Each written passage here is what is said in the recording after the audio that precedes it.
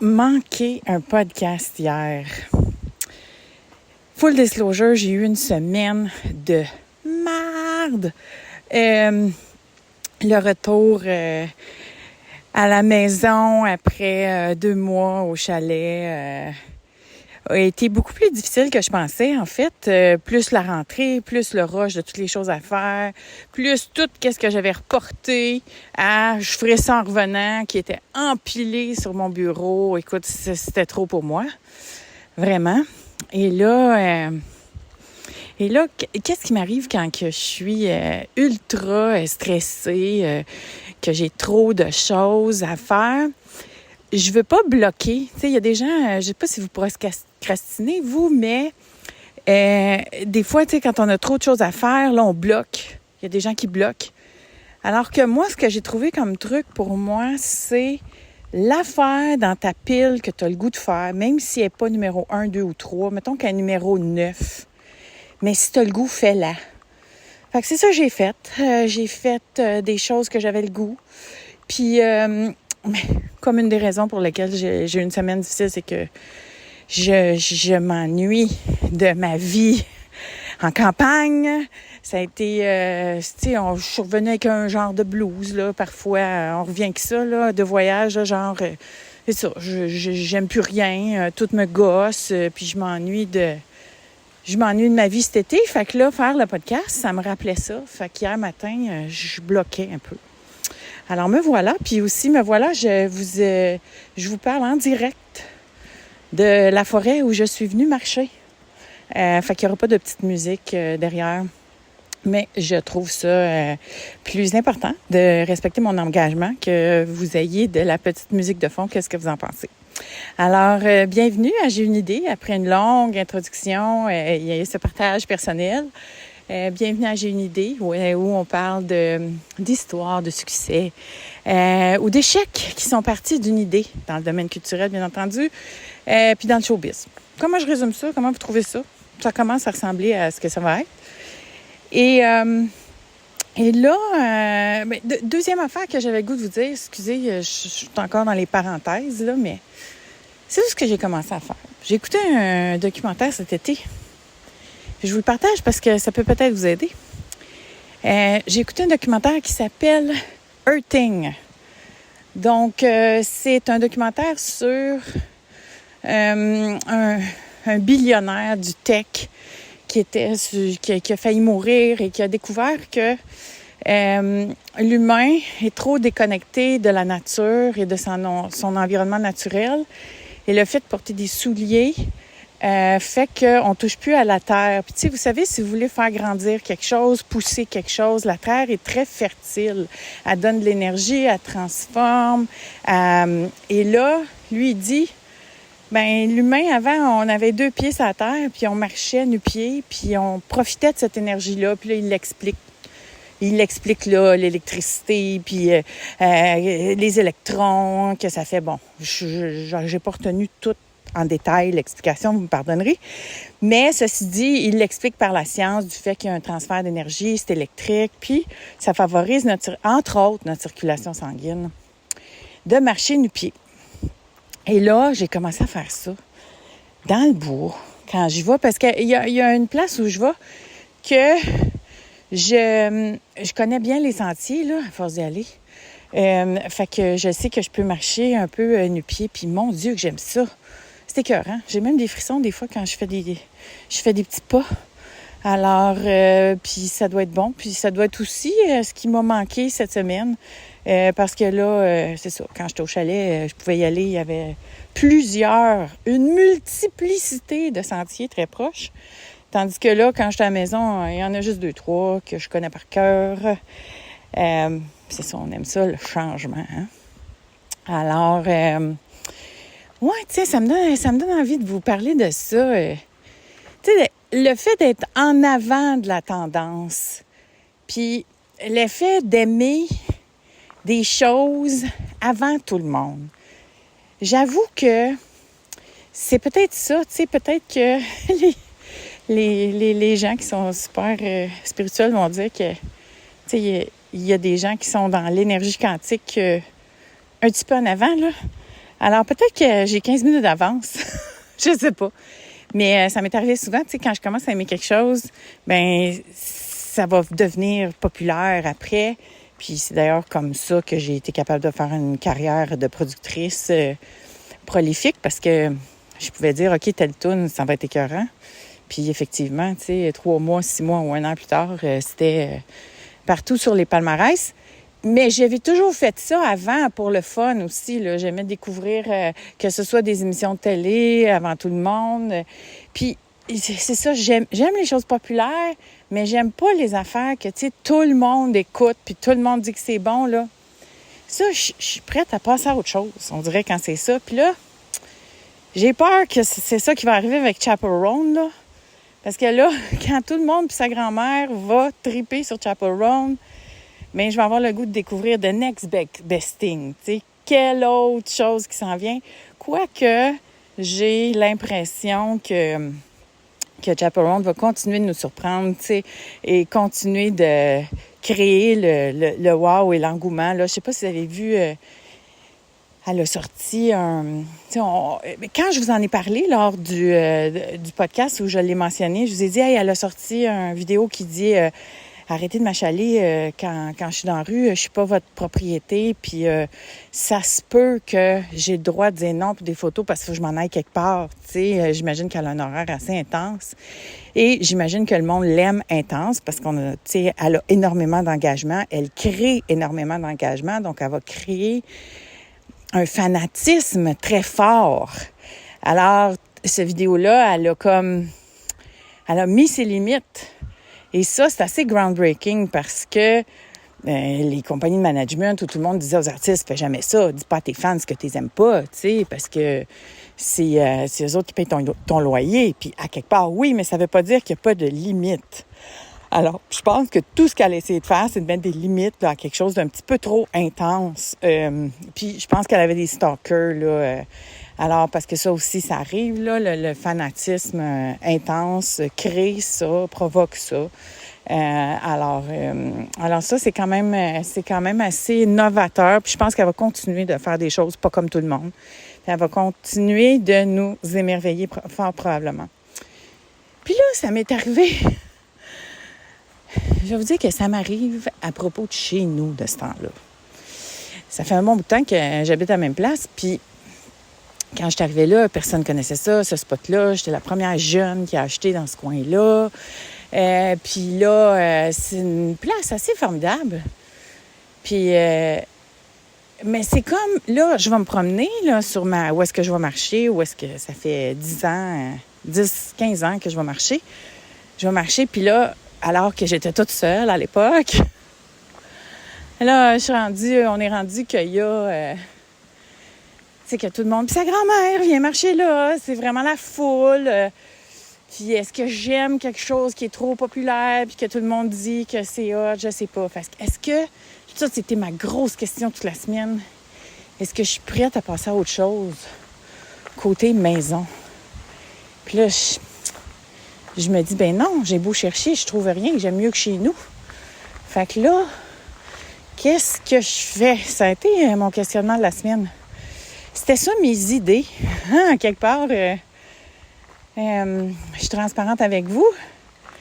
Puis je me disais que c'est ça, aimer ce que tout le monde aime, ça a peut-être jamais été mon fort.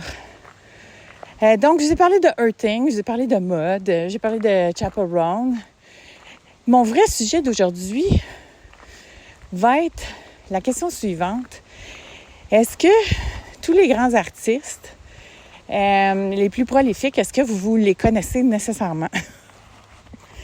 Puis, c'est drôle parce qu'aujourd'hui, j'ai vu un post d'Anne-Marie Duprat sur Facebook qui disait ouais, je vois des gens que je connais devenir super big, puis moi, tu sais, ça fait 25 ans que je travaille, je me démène, puis tu sais, je jouerai jamais devant des grandes foules, j'aurai jamais une émission de radio, une émission de télé comme j'ai toujours souhaité.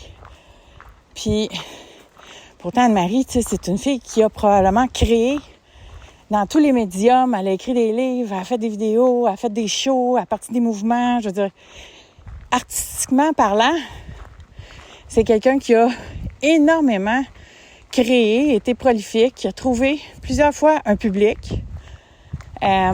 Puis c'est un parcours admirable. Puis c'est un parcours comme beaucoup d'autres artistes dont vous entendez peu parler. Parce que le grand break, là, celui qui fait que du jour au lendemain, tout le monde et sa grand-mère tripe sur toi, c'est rare. C'est rare, puis il y a plusieurs ingrédients qui participent de ça. Puis là, Anne-Marie, je la connais pas tant que ça, mais une des choses que j'ai remarquées avec le temps, c'est que souvent, les artistes qui sont ultra intelligents, donc des gens qui sont intellectuellement, là, qui se posent bien des questions, là, parce qu'ils sont poussés, c'est plus difficile d'avoir une carrière dans un système qui demande de l'abandon, qui demande qu'on fasse confiance au système, qui demande qu'on ne remette pas en question les modèles, qui demande qu'on suive la vague un peu.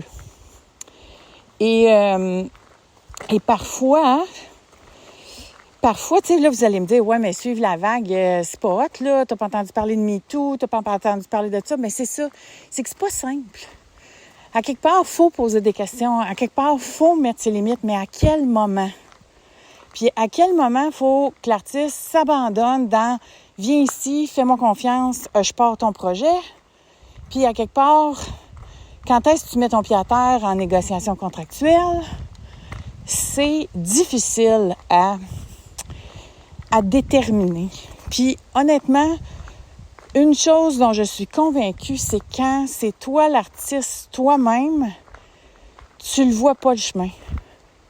Tu le vois pas le big picture nécessairement, puis t'es pas certain ou dire oui ou dire non. Puis c'est là, quand les choses commencent à venir à toi, donc tu as fait quelque chose de correct, puis je prends Anne-Marie comme exemple, mais je pourrais prendre un paquet d'autres artistes. Là, hier soir, j'écoutais du Idina Menzel avec ma fille, puis j'y disais à elle, là, c'est la chanteuse que tu as le plus écoutée dans ta vie. Elle dit « Ouais ». J'ai dit, oui, c'est clair, net et précis que c'est elle que tu as écouté le plus dans ta vie. Ben, je sais même pas c'est qui, maman. Ben non, mais c'est parce que c'est la chanteuse de Let It Go, la toune de la Reine des Neiges. Donc, la fille qui a eu son big break, alors qu'elle est probablement allée faire des voice-overs pour Disney, elle a chanté sa toune en 47 minutes. Puis ça allait être son big break ever artistique, mais elle l'a peut-être pas vu venir. Parce qu'au moment où ça s'est arrivé, elle avait lâché prise. Parce que Idina Menzel a été sur le bord d'avoir une carrière mondiale plusieurs fois dans sa vie. C'est une fille qui a une super belle voix. C'est une fille qui a participé à des projets ultra porteurs. Elle était dans la première mouture de Rent. Puis la première mouture de Rent à New York, la plupart des gens qui ont été dans cette première mouture-là sont devenus des superstars. Même la deuxième mouture aussi. Donc elle, on avait beaucoup misé sur elle et sur sa carrière. Mais elle a réussi. Tu sais, on s'entend, elle chante La Reine des Neiges. Entre vous et moi, là, juste les droits, parce que maintenant, il y a des droits pour les interprètes. Juste les droits qu'elle doit recevoir avec Let It Go. Entre toi et moi, elle ne doit pas avoir besoin de travailler. Alors, pas souvent, en tout cas. Et puis, elle peut rester et s'occuper de son bonheur. Mais tu sais, elle a probablement dû passer proche plein de fois. Puis, tu sais, c'est pas rien chanter La Reine des Neiges. Puis, écoute, elle a été dans Rent, elle a joué aussi, c'est une actrice. Tu sais, elle a fait des choses formidables. Peut-être certaines que je sais pas, là, que vous allez m'écrire et me dire « Oui, mais Janielle, elle a fait telle affaire. » Bien, c'est ça. Le grand public sait pas tout ça. Mais il y a certains artistes extrêmement prolifiques qu'on connaît pas nécessairement. Puis moi, pour vous raconter une histoire un petit peu... j'ai été témoin de ça, tu sais, d'une artiste extraordinaire qui a passé proche tellement de fois.